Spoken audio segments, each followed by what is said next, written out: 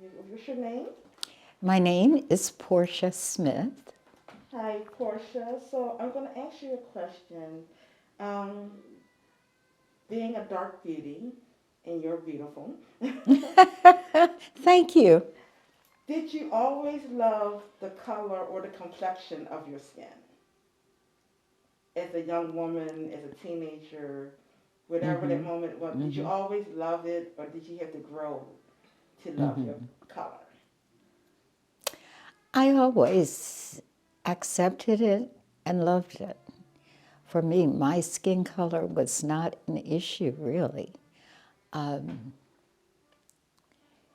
I was surrounded by people of various skin tones. Some were so light that you might have thought they were white, but they weren't.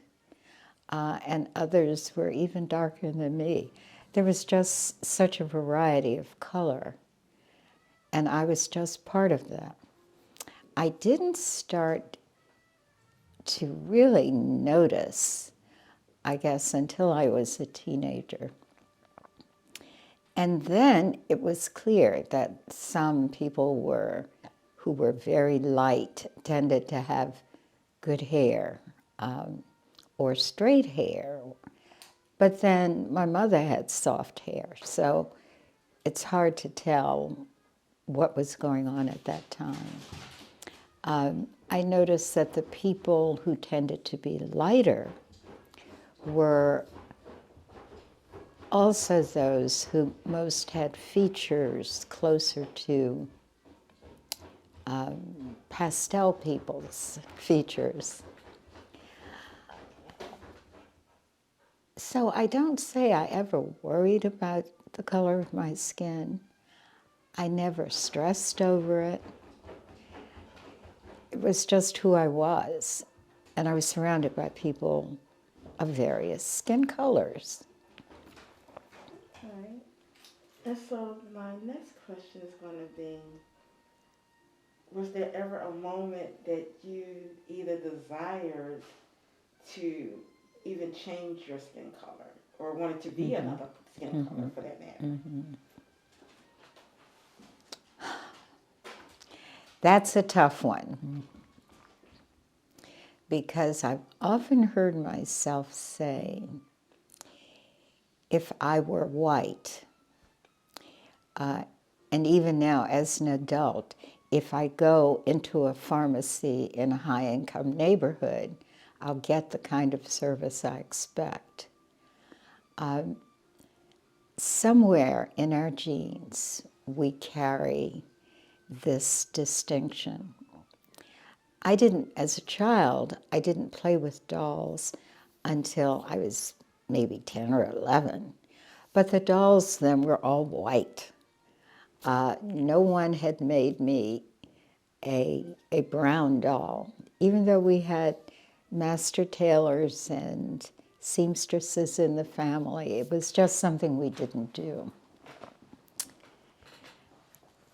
I think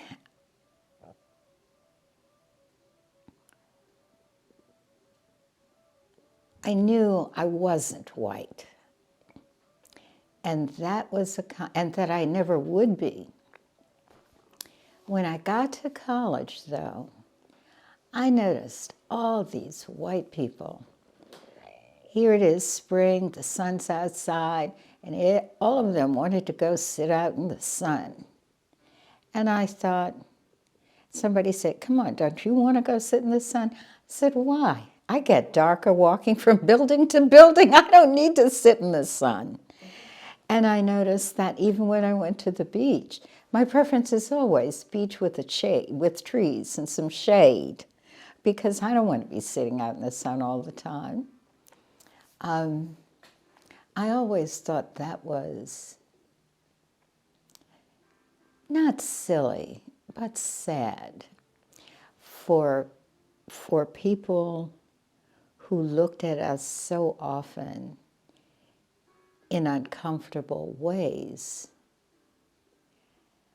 to spend their summers sitting in the sun, putting on suntan lotion. And I thought, well, we can't be too bad. because they spend every season like this. So yeah, Daisy, I am who I am now. Beautiful.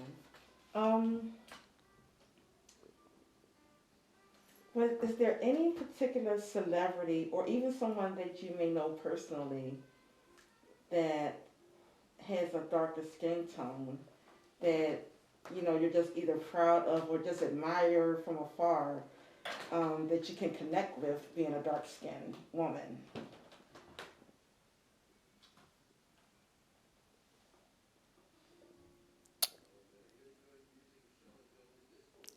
It's a challenge to get me to think that way because I, I've lived in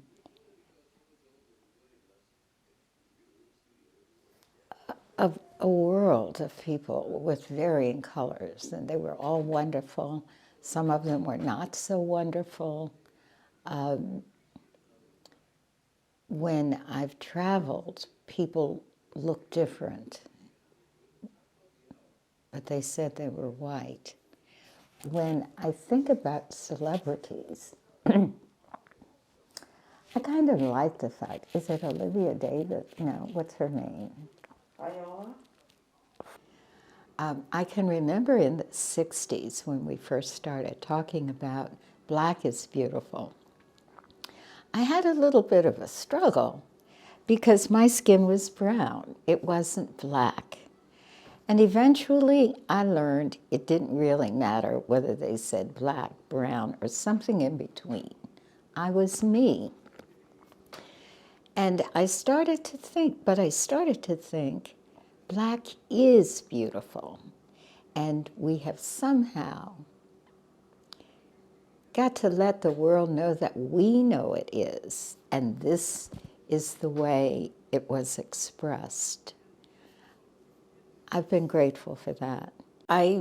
When I think about Viola Davis, I think about the struggles she had in finding roles that she wanted to portray. And I think it is different for those of us who are dark-skinned, but I've known that. You can't grow up in a segregated, Jim Crow'd America and not know that we are different. But being able to accept those differences takes time and energy. For the most part,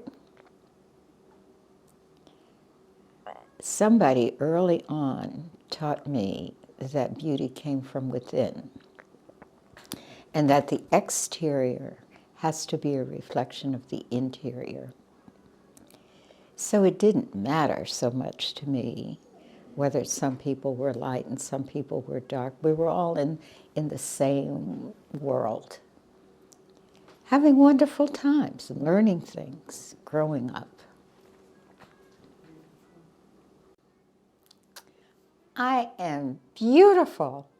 It's taken years to learn that I am beautiful. But oh, is that the first step towards wisdom? I don't know. But life is beautiful. I am beautiful. I am life.